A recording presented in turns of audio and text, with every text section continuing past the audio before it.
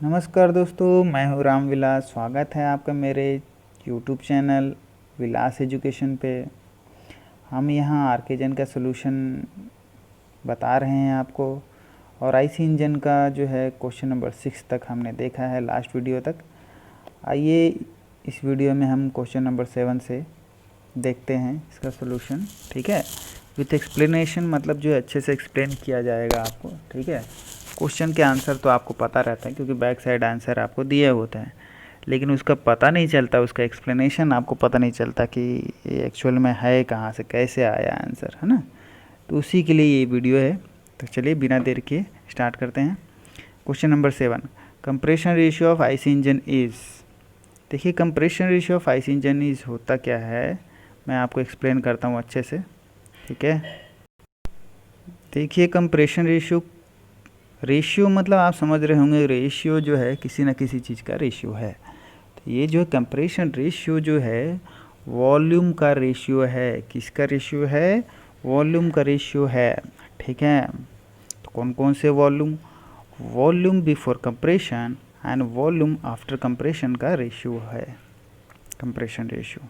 ठीक है, और ये ऊपर देख रहे होंगे आप, जो है सब चीज़ कुछ कुछ लिखी हुई है, V1/V2। ठीक है, जो वॉल्यूम बिफोर कंप्रेशन होता है उसको V1 बोलते हैं, और वॉल्यूम आफ्टर कंप्रेशन उसको V2 बोलते हैं।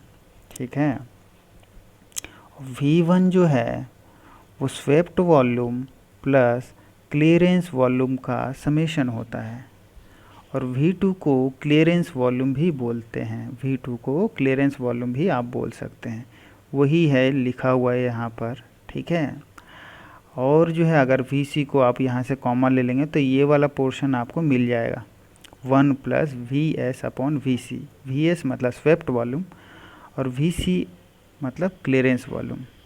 क्या आपको swept volume, clearance volume, volume before compression और वॉल्यूम आफ्टर कंप्रेशन समझ में आ रहा है? नहीं आ रहा है?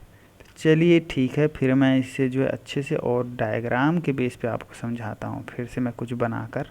ठीक है, चलिए आइए देखते हैं। देखिए, ये है हमारा जो है आईसी इंजन है। ठीक है, और ये है हमारा piston. Okay, this is our piston. ठीक है, इसमें दो चीज़ें होती है, दो लिमिट होती है, कहने का मतलब कि वहीं से वहीं तक ट्रेवल करता है ये। एक होता है TDC और एक होता है BDC। ठीक है, TDC और BDC, इन्हीं TDC और BDC के बीच में हमारा जो पिस्टन जो है ट्रेवल करता है। ठीक है, तो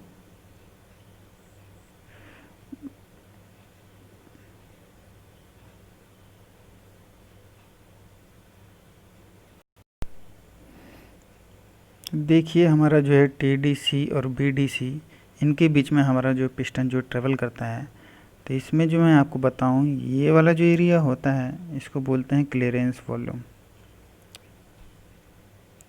VC। ठीक है, ये कहलाता है VC।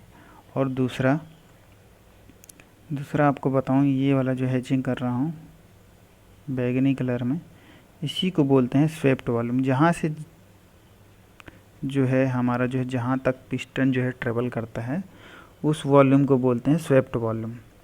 तो V1 जो है, V1 हमारा जो है ये स्वेप्ट वॉल्यूम और वो क्लियरेंस वॉल्यूम को मिलाकर होता है। ठीक है, स्वेप्ट वॉल्यूम और क्लियरेंस वॉल्यूम को मिलाकर होता है, मतलब कहाँ से कहाँ तक? यहाँ से लेके यहाँ तक ये हमारा होता है V1। और V2 क्या होता है? V2 मतलब ये जो क्लियरेंस वॉल्यूम है ना, यही V2 है। मतलब VC = V2।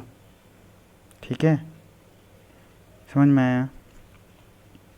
देखिए, जहाँ तक पिस्टन हमारा ट्रेवल करता है उसको स्वेप्ट वॉल्यूम बोलते हैं, और ट्रेवल करने के बाद जो ये लिमिट जो है लास्ट लिमिट पे यहाँ पर आके रुक जाता है हमारा पिस्टन, उसके बाद जो वॉल्यूम बच जाता है, ठीक है, जो ग्रीन कलर में मैंने हैचिंग किया था, उससे क्लियरेंस वॉल्यूम बोलते हैं, या V2 बोल लीजिए, जो मैंने यहाँ पर लिखा हुआ है।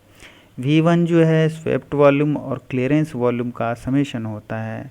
ठीक है, V1 = VS + VC। ठीक है।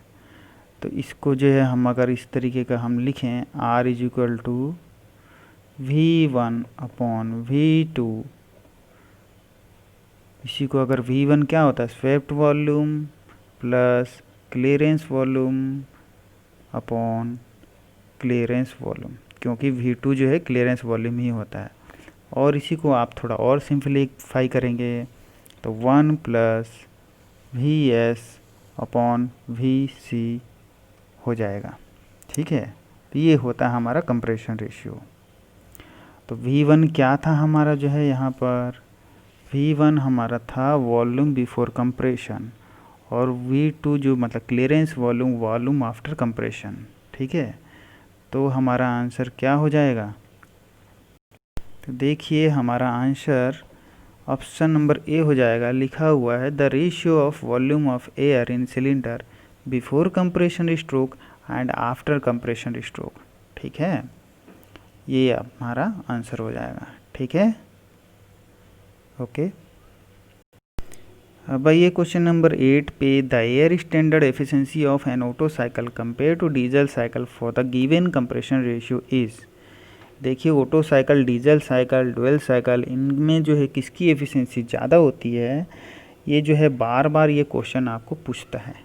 ठीक है, तो मैं आपको बता दूं, देखिए इसके दो कंडीशन होते हैं, दो कंडीशन पे ये पूछा जाता है। पहला तो बोलेगा सेम कंप्रेशन रेशियो हो तो बताइए किसकी एफिशिएंसी ज़्यादा होगी। क्या पहला कंडीशन क्या है कि अगर सेम कंप्रेशन रेशियो हो तो किसकी एफिशिएंसी ज़्यादा होगी, ऑटो की ज़्यादा होगी, डीजल की ज़्यादा होगी, ड्यूल की ज़्यादा होगी। ठीक है, और दूसरा बोलता है कि सेम पीक प्रेशर हो, सेम पीक प्रेशर मतलब सबसे ज़्यादा प्रेशर, मतलब जो हाईएस्ट प्रेशर हो, अगर वो सबका सेम हो तो किसकी एफिशिएंसी ज़्यादा होगी। ठीक है, इसी दो कंडीशन पे पूछता है क्वेश्चन को, तो ये दोनों कंडीशन आप याद रख लीजिए। ठीक है, तो मैं आपको बताता हूँ।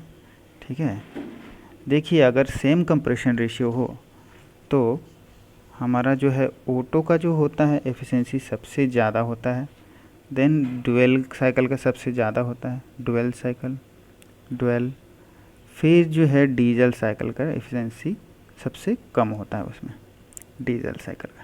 ओके, ये किसका कंडीशन बताया, सेम कंप्रेशन रेशियो हो तो, सेम कंप्रेशन रेशियो हो तो ऑटो का सबसे ज़्यादा। ठीक है, ऑटो का सबसे ज़्यादा, फिर डुअल का, फिर डीजल का, ये रिलेशन आपको याद रखना है। ठीक है, और दूसरा कंडीशन होता है सेम पीक प्रेशर पे। सेम पीक प्रेशर में क्या करना है, डीजल को इधर फेंक दीजिए, डीजल को सामने ले आइए,